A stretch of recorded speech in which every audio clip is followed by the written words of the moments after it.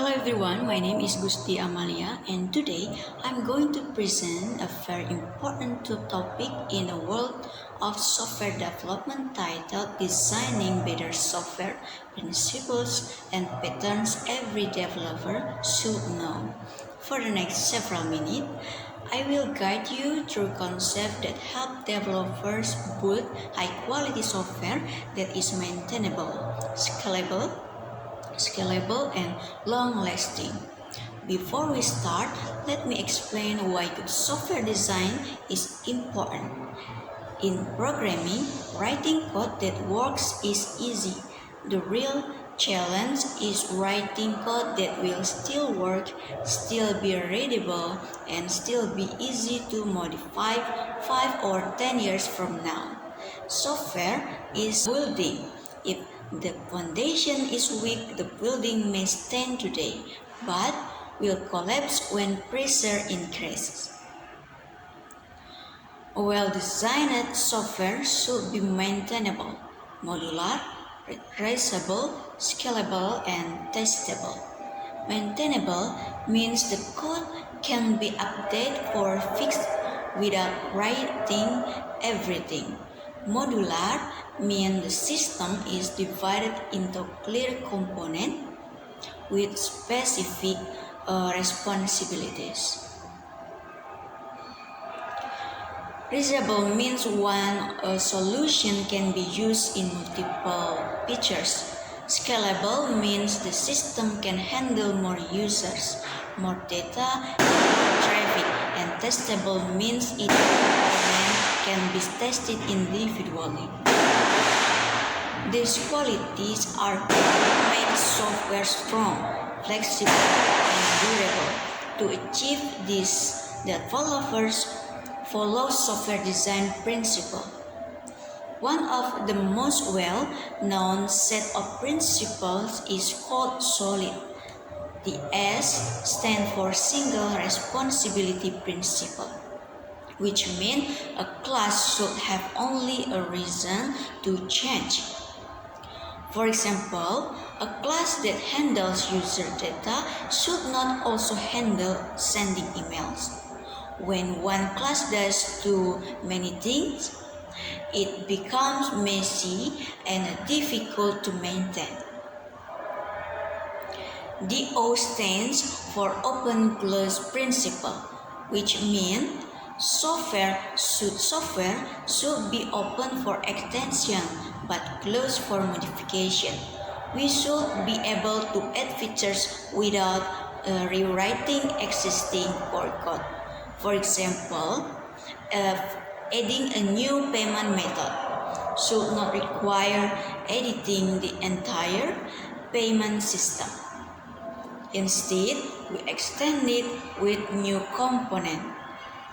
The L stands for Liskov substitution principle. This principle says that subclasses must behave properly when used as a replacement for their parent class. If a parent class has a function, the child class must support the same behavior without breaking the program. The I stand for interface segregation principle. Instead of one large interface with many functions, it is better to create multiple small ones so that a class only implements what it needs.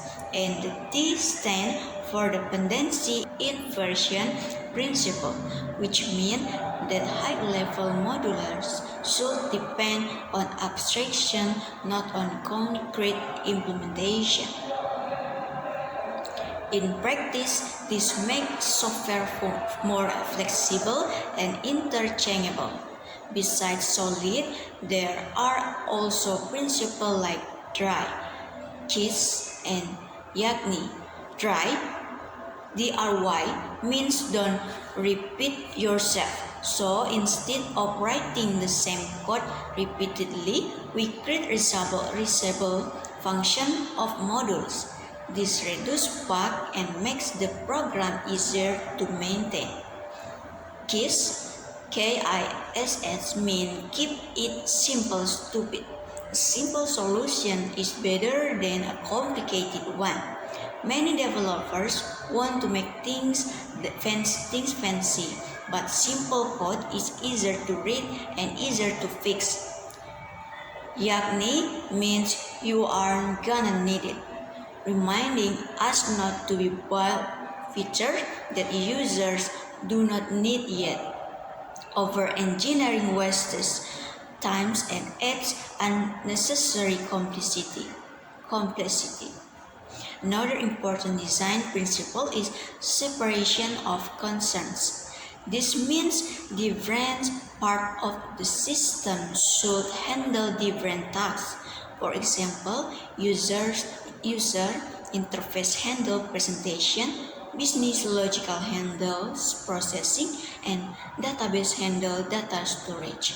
Just like in a restaurant, the chef cook, the waiter serves, and the cashier manage payment.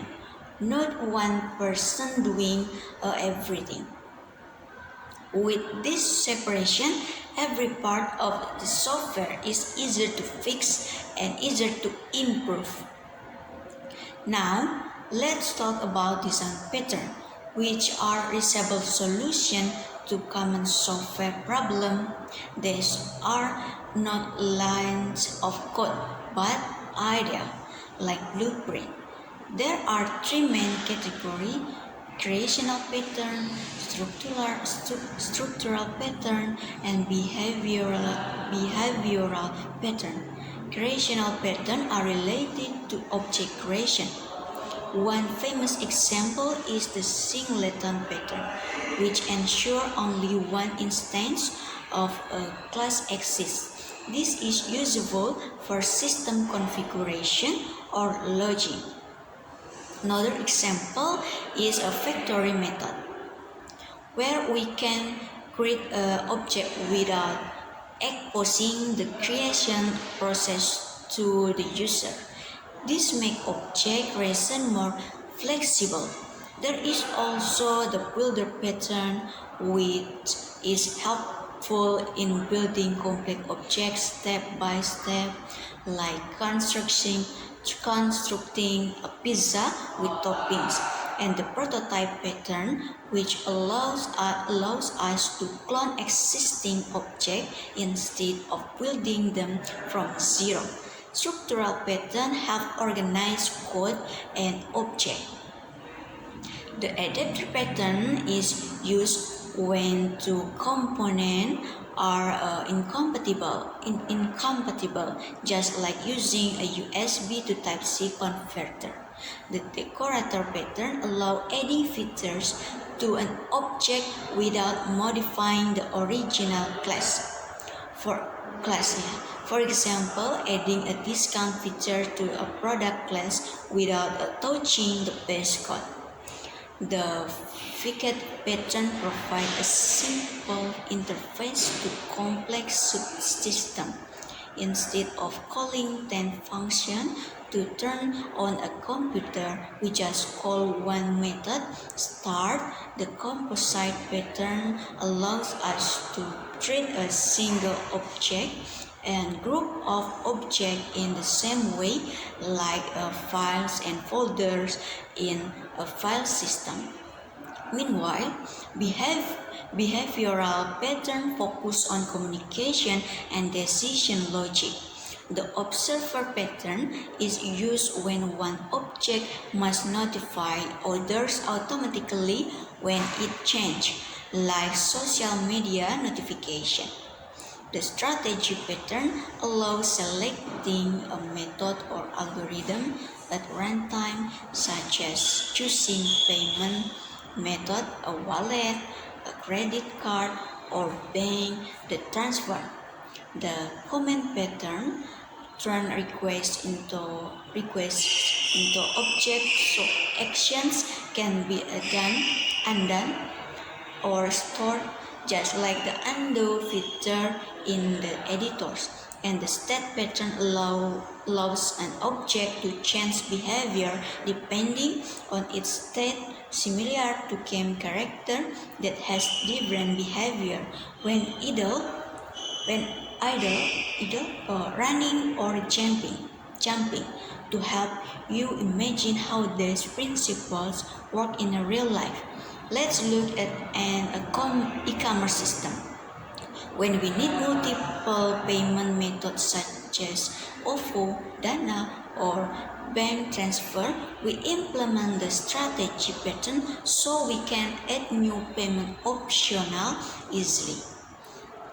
The singleton pattern can be used for a global configuration that only needs one instance. Here, the decorator pattern helps us add discount features without rewriting product code. All of this works smoothly when the software follows solid, dry, and separation of concern, making it scalable, maintainable, and future-proof. So, to conclude this presentation, designing software is not just about writing code that works today.